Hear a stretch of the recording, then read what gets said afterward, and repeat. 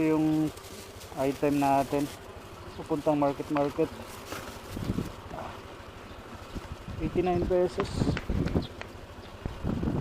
22 minutes so 25 to 25 minutes sakto 1:15 natin na tayo nakalis doon sa ano pick up. Nagkabayaran pa kasi hindi pa nagbabayaran ng ano eh. Ayun, wala namang additional na ano para magantay.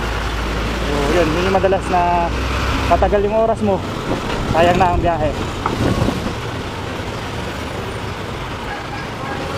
Tipin mo 1 o'clock natin na swipe yung item, tapos biyahe natin 5 minutes, tapos naibigay yung item 10 minutes, so diba 15 minutes.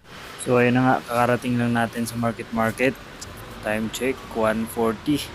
So matotal kumain tayo ng 40 minutes para sa biyahe natin na ito. Tapos ang makukuha lang natin nito ay nasa 69 pesos lang po.